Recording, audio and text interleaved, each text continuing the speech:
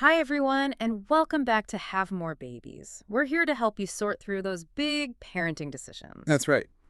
So today, we're tackling something that comes up a lot, something really personal and often tied to culture, but with big safety questions. Yeah. Baby ear piercing. Yeah, it's a popular topic for sure. Lots of different views. Exactly. We've looked at all the info you sent us, specifically focusing on Georgia to give you the clearest picture of the options. Uh-huh. Our goal here is just to quickly walk through what's available, what the safety issues are, the different kinds of places, so you feel equipped to make a choice. It's less about if you should and more about where you can do it safely, right? For whatever reason you choose, cultural, cosmetic, whatever. Okay, let's get into it. So what's really interesting is how the sources kind of lay out this safety ranking, a real hierarchy. A hierarchy. Okay, like best to worst option. Pretty much. It's super helpful if you're trying to figure out where to even start looking. We've got info comparing places based on like their tools, their training. Right, so what's the ranking look like? What's considered safest? Okay, so number one, maybe not a huge shock, pediatric clinics and health centers, medical setting, sterile stuff. Makes sense. Okay, what's next? This one might surprise you. Number two is professional tattoo parlors and salons. Wait, really? Tattoo parlors ahead of, jewelry stores for a baby? Yeah. It sounds counterintuitive, maybe, but the sources stress it's all about the hygiene standards and the piercer's training. Ah, okay. So not just the vibe of the place. Exactly. Professional body piercers in those settings. Yeah. They usually have super strict sterilization protocols, think autoclaves, single-use needles, that kind of thing. Gotcha. So they're focused on, skin safety and avoiding contamination more than just selling earrings. Precisely. Whereas the sources often flag places like jewelry stores, department stores, and definitely mall kiosks for using piercing guns. And piercing guns are a problem. Generally, yeah. They mention they're harder to sterilize properly, can cause more tissue trauma. It's a recurring theme. So the advice is basically go medical if you can. Okay. And if not, Then find a professional piercer, like in a reputable tattoo parlor or salon. Their expertise is the next best thing. all right, so let's dig into those top medical options here in Georgia. You mentioned pediatric clinics. Yeah, top of the list in the info we saw was Omega Pediatrics. They're in Roswell. Okay, Omega Pediatrics. What's special there? Well, a couple of things. First, it's done by a doctor. And second, huge point, you don't have to already be a patient there. Oh, that is big, so anyone can potentially go. Seems like it. And they use something called the Blomdahl system. Blomdahl. What's that? It's a specific medical-grade piercing system. Uses hypoallergenic materials, think pure medical titanium or medical plastic. Very safe, avoids nickel allergies, that kind of stuff. And it's sterile. Totally. Disposable cartridges, surgical marking pen, minimizes the risks you see with older methods. Okay, that sounds like the gold standard then. Are other clinics using it? Yep. Vickery Pediatrics in Cumming also uses the Blomdahl system. They specifically highlight that the instrument itself doesn't touch the ear. How does that work? The earring is in its own sterile cassette that clicks into the device. So it's just the earring, delivered cleanly, really focuses on that sterile pathway. Interesting. So are all medical options that accessible, like the Omega one where you don't need to be a patient? Not always. Children's Medical Group, for example, they've got spots in Atlanta and Johns Creek. They also do medical piercing. Okay. But, and this is a big but, you have to be an affiliated patient. Plus, they require kids to be over 3 months old. Ah, okay. So that really limits it if you're not already going there. What kind of studs do they use? They use Metastuds. That's like surgical stainless steel plated with 24-karat gold. High-quality stuff. Gotcha. And what about other tech? I think the sources mentioned a Corin PS piercer. Right, at the Pediatric Health Center of Conyers, that's another one of those professional-only tools. So probably medical staff using it. Exactly. It's designed to place a hypoallergenic stud cleanly, again, avoiding those piercing guns. It seems like the medical field is definitely moving towards these specialized, safer tools. So the safest options seem to be medical settings with this modern sterile equipment. But, sometimes the experience matters a lot to parents, right? Reducing anxiety for the child. Absolutely. And that's where you see a different kind of place pop up, like Sweet and Sassy and Cumming. Sweet and Sassy, what's their approach? They really focus on making it like a fun event for the kid. They have a regal throne for the child to sit on. They get a stuffed animal. That's cute. And importantly, they use 2 trained staff members to pierce both ears at the exact same time. Oh, simultaneous piercing. I've heard of that. The idea is it's over faster, less chance for the child to get worked up after the first one. Exactly that. reduces that potential second-year struggle. Smart. Uh-huh. Are there other places focusing on comfort or maybe different kinds of expertise? Yeah, there's Rowan in Atlanta. Their model is interesting. They use licensed nurses to do the piercing.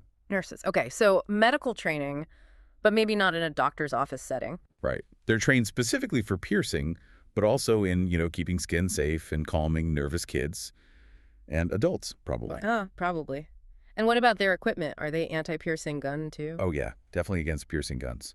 They use a gentle hand pressure device and pre-sterilized earrings, either 14K gold or stainless steel. Sounds good. Any specific rules there? Yes, a big one. Age. The baby has to be at least 1 year old. 1 year. Wow, that's quite a bit older than the 3 months at Children's Medical Group, or even younger options. He really is. Yeah. And then you've got My First Year Piercing. They're a mobile service in Atlanta. Super convenient, obviously. Mobile, they come to you. Yep. And they're on the other end of the age spectrum. They'll do babies as young as 2 months. 2 months, okay. How does that work? You usually have to send a photo of the earlobes first, just to make sure they're suitable for piercing. Right, so we've got 2 months, 3 months, 1 year. Are there even older requirements? You bet. Go over to Athens to Three Ravens Tattoos and Piercings. They do tandem piercing, which is great. Like the simultaneous thing. Right. But they only do lobe piercings on kids who are over 6 years old. 6! That's a huge jump. What's the thinking there? Why wait so long, according to these places? Well, the sources kind of imply this trade-off. Pierce an infant, they won't remember the pain. Healing is usually fast. But aftercare is 100% on the parent. Okay. Wait until they're 6. The child can actually understand and help with cleaning, keeping it infection-free. It potentially makes aftercare easier, lowers risk. Ah, that makes a lot of sense. But I guess the downside is the kid might be way more anxious or resistant at that age. Exactly. Which is probably why places like Sweet and Sassy or even Albert's Jewelers down in Kingsland focus on that simultaneous piercing for younger kids. Get it done quickly. Albert's Jewelers, are they using guns or? They use something called Inverness piercing earrings, which have special safety backs.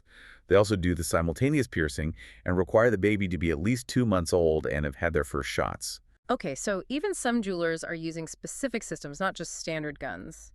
What about pain?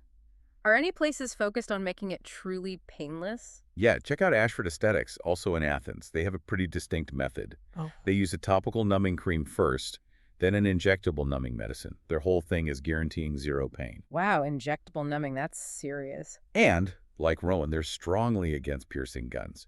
So you see this pattern, the more specialized places really avoid them. Okay, so stepping back from all these specific places, if you're a parent trying to decide, what are the absolute key things to weigh up? Based on everything we looked at, it really boils down to maybe 3 main things. First, hygiene and expertise. Is the place sterile? Is the person doing it a doctor, a nurse, a highly trained professional piercer? Right. Number 1. What else? Second, the equipment.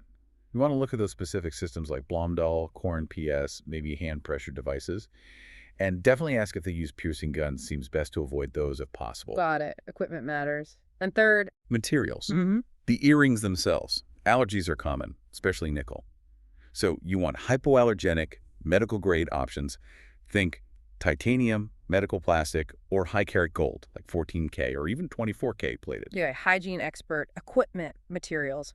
Makes sense. What are the cost reality? Is this going to break the bank? Well, there's quite a range in Georgia. The sources put it somewhere between, say, $30 and $100. That is a big range. What makes it vary so much? Mostly the type of earring you choose. Those medical-grade titanium or gold studs cost more than basic ones. And, the reputation or setting of the place. A doctor's office might charge more than a kiosk. And insurance definitely won't cover this, right? Almost certainly not. The sources mention places like Prestige Pediatrics explicitly stating insurance doesn't cover it. So yeah, plan on it being an out-of-pocket cost. Good to know for budgeting.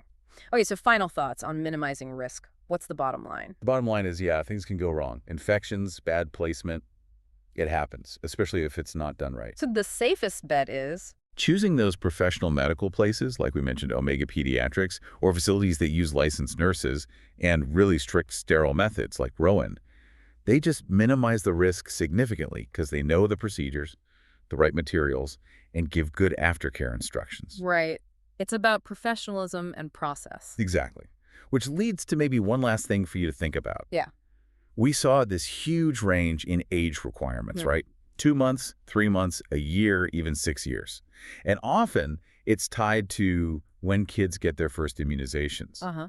So the question for you is, how does the timing of those vaccinations maybe influence your decision about the right age to pierce? It's another layer to consider. That's a really good point. Something personal for everyone to weigh up.